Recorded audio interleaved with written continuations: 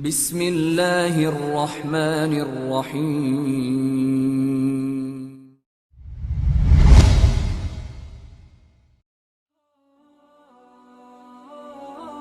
Assalamualaikum warahmatullahi wabarakatuh.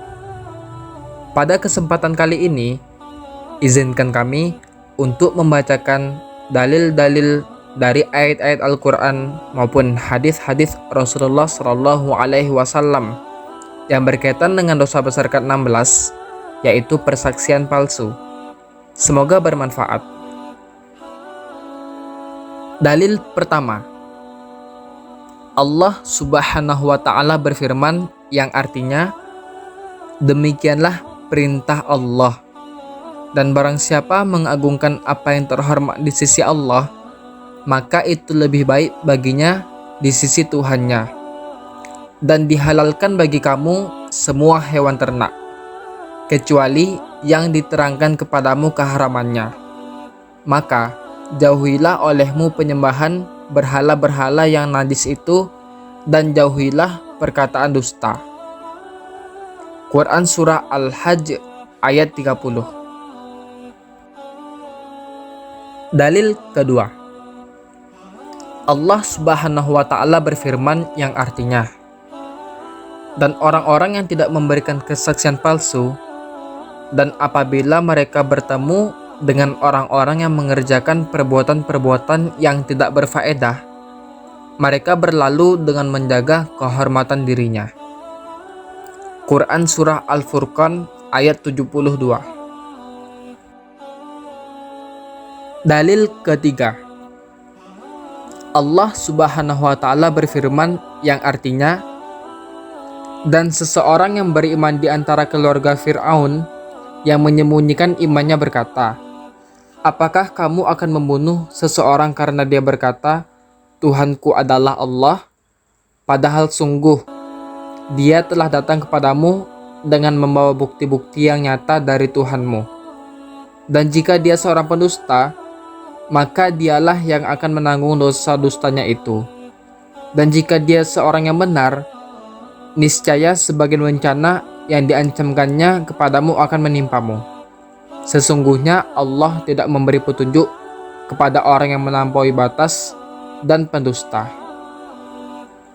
Quran Surah Ghafir ayat 28.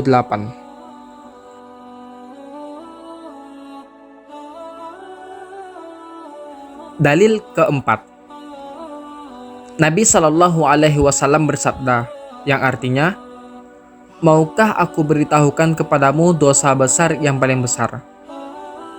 Beliau Shallallahu Alaihi Wasallam bertanya 3 kali. Kami para sahabat menjawab, tentu wahai Rasulullah. Nabi Shallallahu Alaihi Wasallam bersabda, menyekutukan Allah dan durhaka kepada kedua orang tua.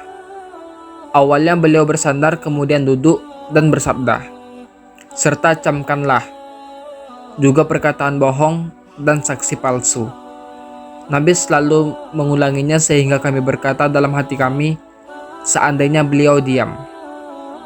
Hadis riwayat Bukhari dan Muslim. Dalil kelima, dari Khuraim bin Fatik al-Asadi radhiyallahu anhu, beliau berkata, Rasulullah Shallallahu Alaihi Wasallam melakukan sholat subuh.